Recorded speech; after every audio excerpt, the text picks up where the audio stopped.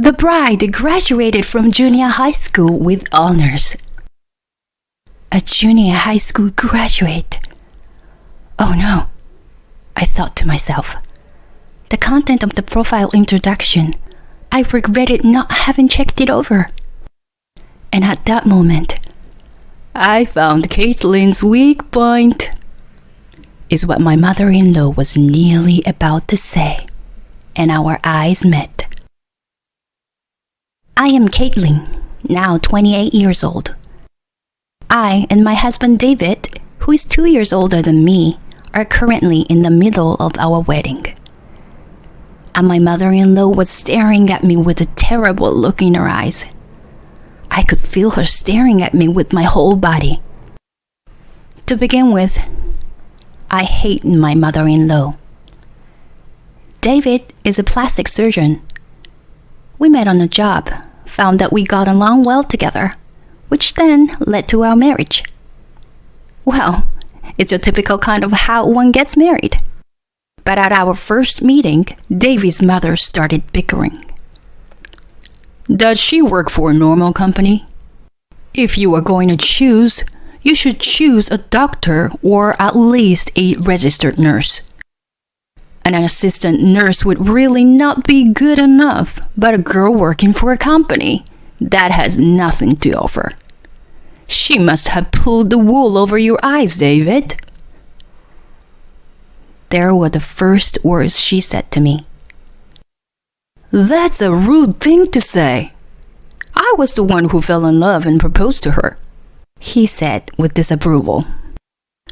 Do you really think you can have a marriage life with just a flirtation and a fling? The difference in our educational backgrounds makes us different human beings. I was stunned. The difference in our educational backgrounds makes us different human beings. Apparently, this seems to be my mother-in-law's catchphrase. And a peak point of her catchphrase was, my husband graduated from Harvard. For my mother-in-law, who really is biased, Harvard graduate is equivalent to the king of all beasts, the strongest lion in the human world. Did you know, if you are a Harvard graduate, you can land yourself any job you want. But as you go down the university ranking, there are some jobs you just can't get. In other words, when you look ahead to your future, but you can have the most number of choices by going to Harvard. By the way, how about your father? What? Well, he finished his high school. Oh my gosh! He only finished high school? Just like Cinderella's stepmother, she placed the back of her hand over her mouth and laughed in a high-pitched voice. Only graduating from high school is going to limit one's possibilities even more. At Mr. Talk of my father's educational background, she did not ask about my education, whether this was a good thing or bad thing. Well, my mother-in-law was just unbelievable. But I still loved David very much. She was a problem, but it's not as if we have to live together. As long as we get through this wedding ceremony, we're only likely to meet at the New Year's or during the summer vacation. Or so I assumed. However, I had no idea that a bomb would explode on the day of the wedding. It happened while the bride and the groom's biographies were being introduced. Caitlin, the bride, graduated from junior high school with excellent grades. There was no question that my mother-in-law would let this one pass. Let's enjoy the party. As soon as the meal was served, she came over to us. So I heard. Yep, I'm sure you did. My mother-in-law puffed up her nostril, glared down at me, and said, So, you only finished junior high school. Is that possible nowadays? Her words were of no surprise. But when I went to my husband's house to meet his parents, the difference in education makes us different as human beings, was my mother-in-law's own theory, and after being forced to hear it, all of this was predictable. Sorry? I asked back. What did you say just now? My husband graduated from Harvard and my son is a doctor. You just don't match up to our standards. Just graduating from junior high school is the lowest kind of education. I told you that the difference in education makes us different as human beings. So having someone so low as you join our family, your DNA will have a negative impact on our family's future genetic makeup.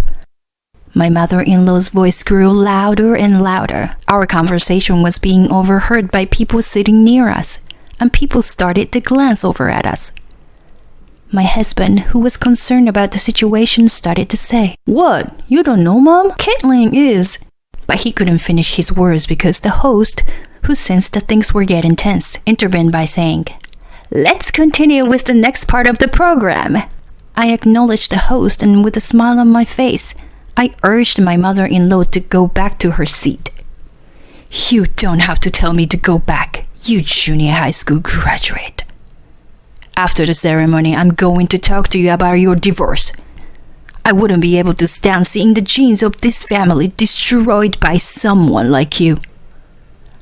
My mother-in-law turned away, tossing a hem of her dress. "Oh, I'm sorry, Caitlin." My husband apologized. "It's all right. You don't have to apologize to me," I replied with a smile. As I looked at my mother-in-law going back to her seat, looking triumphant, I murmured to myself, "I'll make you understand. You just wait and see." I looked down and smiled smugly. The party continued, and it was time for the congratulatory greetings. The host read out the congratulatory greetings in a clear voice. "Congratulations on your marriage." Looking back, when I saw how she superbly performed the task of wiping the table, I could see her keen, brilliant sense of observation. Pearls Holdings, Public Relations Manager. "What?" My mother-in-law stood up from her seat. The host continued. "I am so happy to hear the news of your marriage. For already 6 years, I would like to thank you for your wonderful contribution to our company's commercial. I wish you a great family. Director of the Public Relations Group, Public Relations Department, Mikoski and Davidson." "What?" My mother-in-law looks as though she is about to start running. "We have received many other messages, but I would like to introduce to you just their names." The name of large companies continue to follow. "What?" My mother-in-law looks as though she is about to fall over. After hearing the congratulatory messages, she came over to our table. She had on a look of complete disbelief on her face. And her husband, who is a graduate of Harvard, desperately tried to stop her. My mother-in-law ignored him completely and more or less shrieked at me. "All right, what is going on here? You need to explain this to me." She's talking to me as if I were the villain. "What do you mean, what's going on here?" I was about to retort when my husband interrupted. "So that's why I asked you earlier. Don't you know? Caitlin appears in company commercials that don't use celebrities. She's a famous actress in the field." "What?" My mother-in-law was blinking furiously, as if she couldn't believe his words. She never listened to anybody, so she's probably thinking that she is hearing this all for the first time. Whenever we met her, she could boast about Harvard by herself. She didn't understand anything about us. My husband, after all this time, is talking about such things to his own mother. How comical is this situation? I met Caitlin because she appeared in a cosmetic beauty clinic commercial. I was trying to explain all of this to you, but all that you kept saying were about her parents' academic background and so on. My husband sighed. Yes, exactly. I also breathed out. After taking a breath, what is wrong with my finishing junior high school? I asked. Then my mother-in-law, in a shrieky and unstable voice, yelled, I already told you, if you think about your future, going to Harvard gives you the most number of options. Right, the future. It's as though I hadn't given any thought to my own future then. I need to make her really understand this. I took a deep breath and started. Then you would start looking for a job after university, right? And when you turn 22 and graduate, you finally join the labor market. If you have a job you want to do, and if that's why you want to go to Harvard, I get it. But according to you, wouldn't your goal be to go to Harvard rather than for your future career? I wanted to work as an actress. I started working towards achieving my dreams as soon as I graduated from junior high school when I was 16. I didn't hesitate to make my decision about what I wanted to be in the future and got off to a quick start. I was able to start working and making my contributions to this society at an early stage in life. You are right. The Harvard is consistently among the highest ranking universities in the world. Of course, it must take an incredible amount of hard work to get there. But I, too, worked my butt off. I don't need you criticizing me just because I only graduated from junior high. I'm not confident in my looks. That's why I chose to fight with my acting skills by appearing in commercials and reenactment dramas and be the top actress in the field. So I continued to study acting while holding down a part-time job. I even went to a movie theater on the outskirts of town with just a piece of bread. You have no idea how much effort it took and how much motivation I needed to go through such times of uncertainty. I would like you to stop looking down on me with the prejudice of a junior high school graduate. I thought I would teach her what only a junior high school graduate can do. It is true that middle school graduates are less educated. On the other hand, they have a head start in working for the society. The determination and bravery of a junior high graduate are the source of our pride and our strength. It is wrong to rank people by their educational background. Then I changed the subject.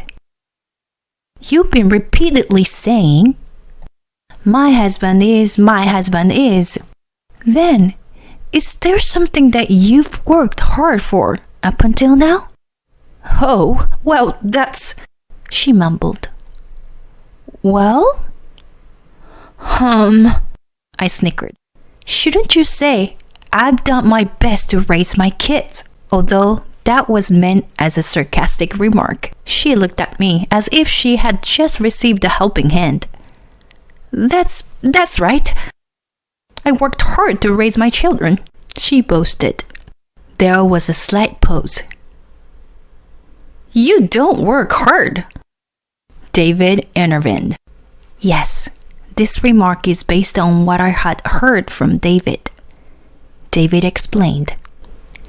You always said your father graduated from Harvard. Make sure to work hard. I expect less of you. You always just kicked my butt but did nothing for me. I did manage to become a doctor, but I was always afraid I wouldn't be able to meet up your expectations. So because of that, when you were asked whether you worked hard at raising your children, you weren't able to reply right away. No? When people's hot spots are hit, they try to pass it off with their emotions. Mother-in-law was no exception to this rule, and she screamed, losing all control. Harvard, they are great. They are the smartest. That's why Harvard is so great. She was cornered. She was like broken gramophone, repeating the same thing over and over again. And because she is so loud, it is extremely irritating. If you are going to get broken, it would be better that you be silent. It was her husband, my father-in-law, who stopped the broken record player. You aren't a graduate of Harvard. He grabbed her shoulders and pulled her away from the table. That's enough. Hey! This time, she was shrieking at him. Father-in-law quietly stopped her and spoke gently. You changed after you got married.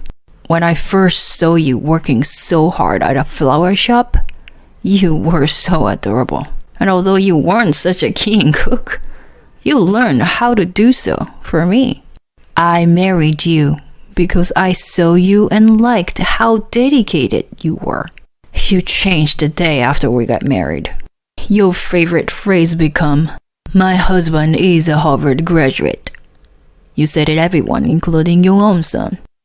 Do you have something that you could truly say is your own? She opened her eyes wide open and shouted at him with her spit flying. I was chosen by you, a Harvard graduate. That is my greatness, because Harvard chose me. Father-in-law sighed with a desperate look on his face. I am great because Harvard chose me? The name value of Harvard means everything to you, right? It seems as though he had made up his mind. Maybe this is the way a marriage falls apart. In a way, as we send David to start his new life with his wife, you and I should go our separate ways. When this wedding is over, we'll talk about our divorce. It's not about David and Caitlin. It is about our divorce. Mother-in-law's body started to shake, and in that moment, when she was about to shout, my own mother came bursting into the scene. Whoa, you people! She shouted in an incredibly loud voice and stood between my mother-in-law and me. Mom! My mouth opened in surprise. How dare you do such a thing at my daughter's wedding? Just look around you. My mother looked around the hall. Everyone was silently watching us. Because my mother-in-law had become a shrieking, broken record player, it seemed as though no one dared to speak. Well, it's not surprising. At your child's wedding, whose parents would dare to fight so scandalously like this? My mother seemed beside herself. Today is the day when my daughter should be celebrated. Is that not so? And her husband's parents ruined their wedding. What on earth do you think you're doing? With that, father-in-law said, I'm so sorry. I'm so sorry. And lowered his head. But even with his apology, my mother's anger could not be abated. It's true that my daughter only graduated from junior high. I told her that if you want to study acting, you can finish high school and get to know how the world works a little more before doing so. But since Caitlin had made up her mind, and since she said she wants to pursue it, I wanted to do all that I could do for her. Because my mother-in-law tried to open her mouth to speak, my mother stopped her by continuing. You said that Harvard is great because they are the smartest. You said that, right? Then I want you to clean your ears out and listen to me real hard. Her voice was a good match for the broken record player's volume. My daughter taught herself French because she said it was absolutely necessary for acting. She's now completely fluent in French. I don't think she deserved to be looked down upon on junior high graduate, especially with her level of French. Fluent in French. People were talking to each other in surprise. It's not the easiest language to learn. Most likely, no one would even suspect that I would be fluent in another language. I did everything I could think of what would improve my acting. And that is how I came to be fluent in French. And my mother made her final remark.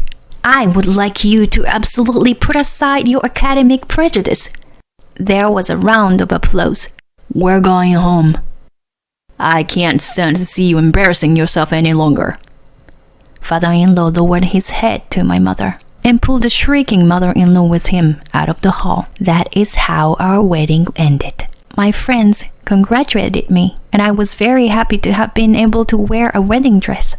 And my father-in-law got divorced from my mother-in-law after having sheltered under the name value of Harvard and being immersed in feeling herself special that way. There was nothing she could do now, all by herself.